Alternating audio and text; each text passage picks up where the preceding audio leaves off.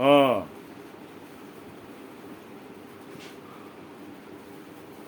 Narration মানে হলো উক্তি পরিবর্তন। এটা ন্যারেশন যে পারে সে সব পারে।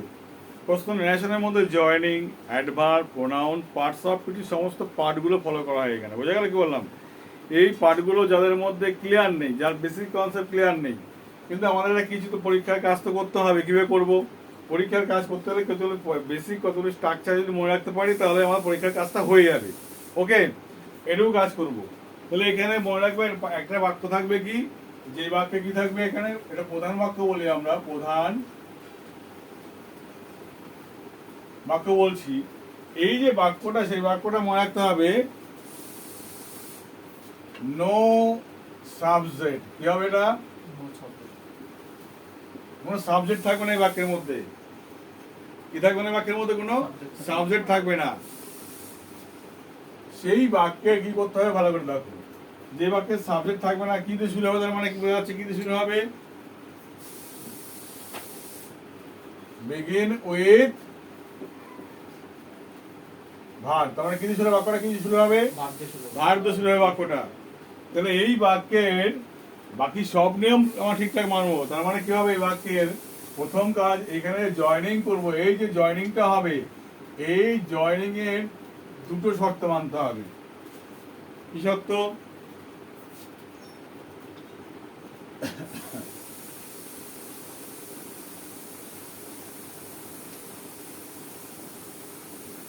হ্যাঁ বাচক, হ্যাঁ বাচকের ক্ষেত্রে টু তে জয়নিং। কি জয়নিং? টু তে জয়নিং। আর না বাচকের ক্ষেত্রে কি হবে?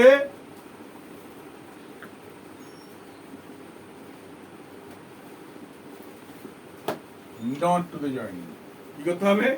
Not to. হ্যাঁ বাচকে টু দিয়ে, না বাচকে নট টু দিয়ে। এটা ক্লিয়ার? তবে জয়েন্টটা কি দিয়ে হচ্ছে?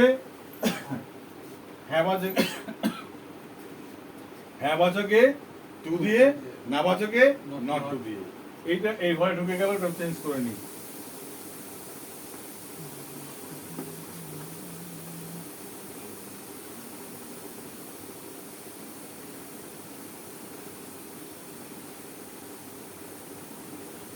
হ্যাঁ বাচক এর ক্ষেত্রে টু, আর না বাচক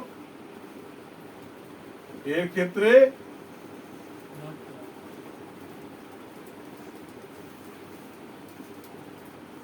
নট টু।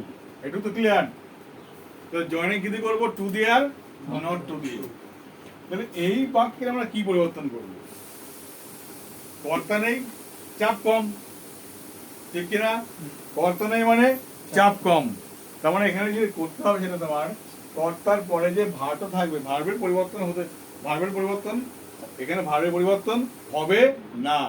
তাহলে কি হবে? Verb no change.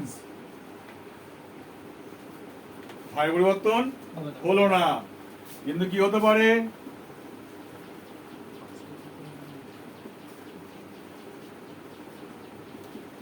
Objective pronoun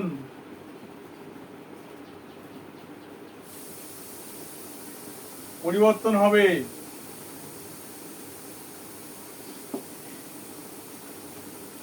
objective pronoun যেটা থাকবে সেটা কি হবে? পরিবর্তন হবে।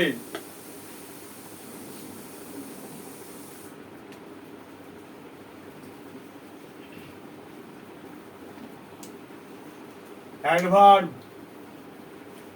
Phrase,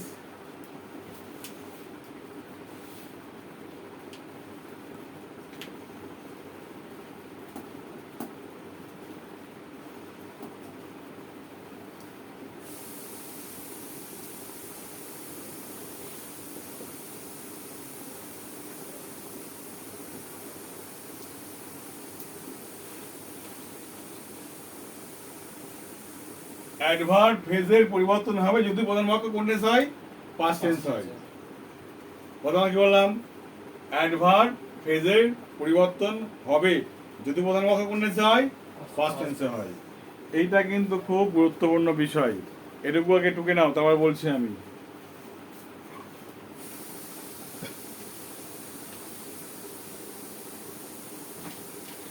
forward.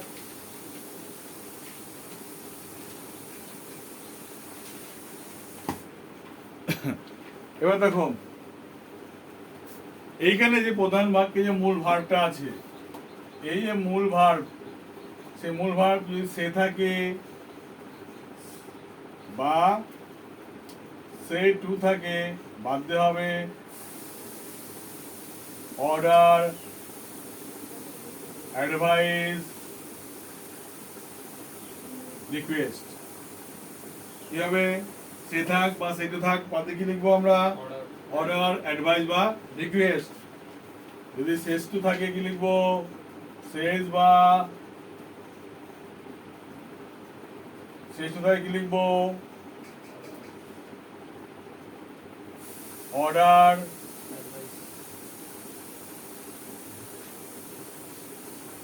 Advises, request. আর যদি সেট টু থাকে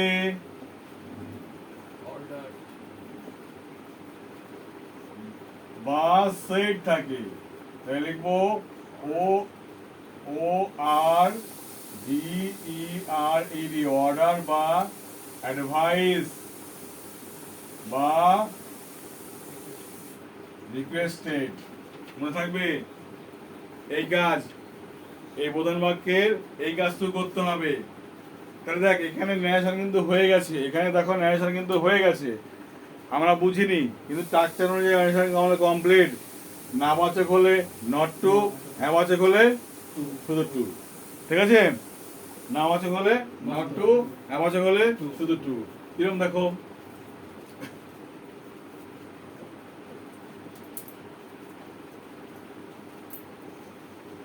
The teacher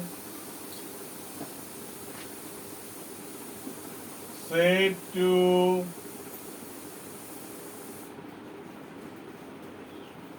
Roman, comma, inverted comma,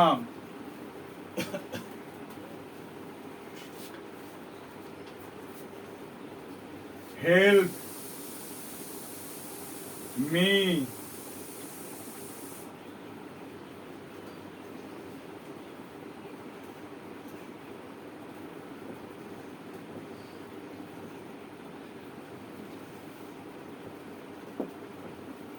এর কমা শেষ। তাহলে দেখো এই বাক্য যাই হোক, ভালো করে তাকাও, যাই হোক শুরু হয়েছে না ভার্ব দিয়ে। কি শুরু হয়েছে? এটা হেল্প দিয়ে শুরু হয়েছে। তাহলে এই বাক্য হ্যাঁবাচক না নাবাচক? হ্যাঁবাচক। নাবাচকের নটটা তো কি জায়গায় থাকতো, নেই তো না? তার মানে এখানে বুঝে নিলাম কি হবে জায়গাটাই, এখানে জয়েনিং করবো কি দিয়ে? টু দিয়ে করবো। Clear? The teacher said to Roman, help me whenever I ask. Teacher রমেনকে বলল যখনই আমি জিজ্ঞাসা করবো আমাকে সাহায্য করো। তাহলে টিচার একে রমেনকে অনুরোধ করবে, উপদেশ দেবে না অর্ডার করবে?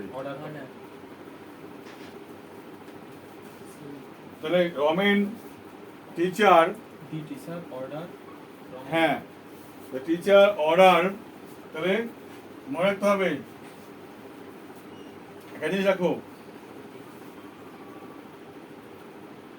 পুলিশ হলে পুলিশ বা সোলজার, সোলজার হলে অর্ডার।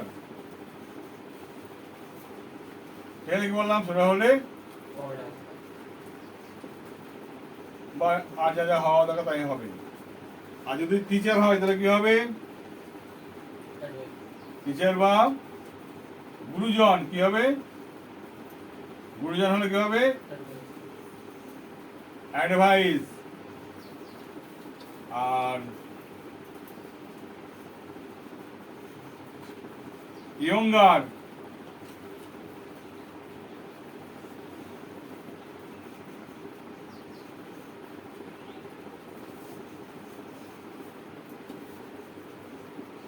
ফ্রেন্ড সার্কেল হলে কি হবে?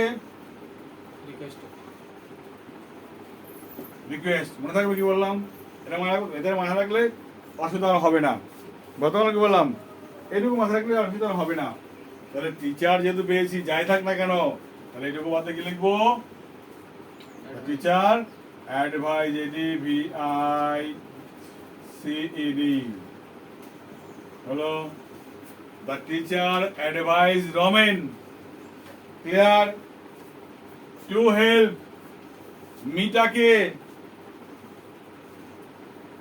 মি বলতো আগে দেখে, কর্তাকে দেখে, কর্তাকে ছিল টিচার।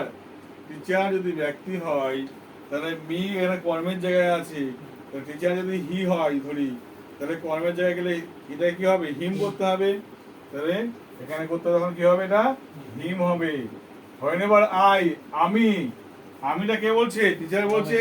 তাহলে এই শিক্ষকই বলছে, আর এটা কোথায় আছে? কর্তার জায়গায় আছে, এটা হবে হি। হলো। সেট কোন টেন্সে ছিল? পাস্ট টেন্সে ছিল। তাহলে এটা কি করতে হবে? সাজিয়ে লিখে দাও, হয়ে গেল। The teacher advised Roman to help him whenever he asked. উত্তর হয়ে গেল। খালি ফর্মুলা দেখবো, 4টা ফলো করবো, উত্তর লিখে যাবো। হলো। ফর্মুলা দেখবো, 4টা ফলো করবো, উত্তর হয়ে গেল। এবার এটা তো এরকম ভাবে থাকতে না পারে, এটা এমন দিতে পারে। এটা কেমন কেমন দিতে পারে?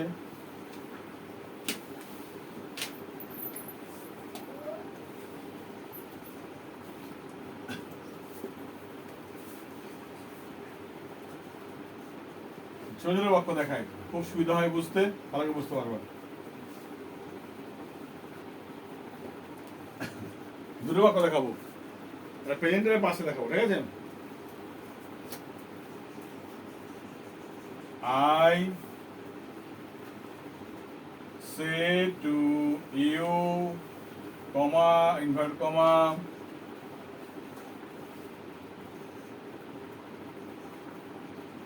don't run in the sun. I say to you, আমি তোমাকে বলছি, don't run in the sun, সূর্যের আলোতে ঘোরাঘুরি করো না। হলো। He said to me,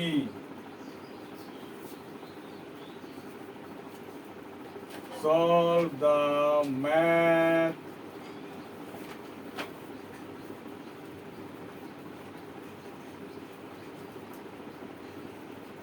quickly.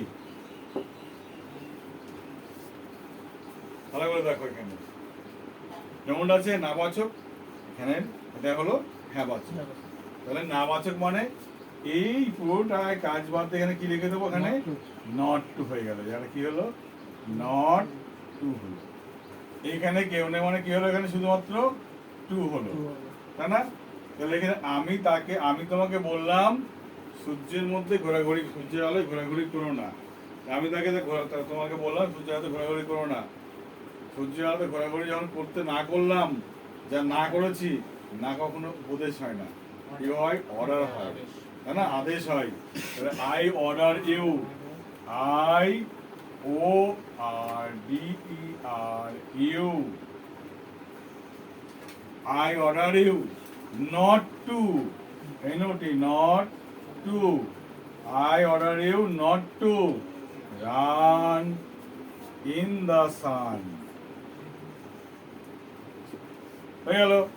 I order you not to run in the sun. আবার I said to me, he said to me, solve the math at once. তার মানে he said to me, সে বললো তাড়াতাড়ি অঙ্কটা করো। তাহলে সে যখন আমাকে অঙ্ক করতে বলছে, তার মানে সে শিক্ষক থেকেও একজন হবে, আমার থেকে বড় থেকেও একজন হবে নিঃসন্দেহে। তার মানে এই তখন কি হবে? আমাকে উপদেশ দিতে হবে নিঃসন্দেহে, সেটাকে আমাকে অ্যাডভাইস করবে, তাই না? তাহলে হি, এটা বাদে লিখবো অ্যাডভাইস, হি ADVICED, অ্যাডভাইস মি, সে আমাকে অ্যাডভাইস করলো to solve the math quickly. কি কঠিন ছিল? তাহলে ইম্পারেটিভ সেন্টেন্স পরীক্ষায় কিন্তু দিচ্ছে না। 27 সালের জন্য খুব গুরুত্বপূর্ণ।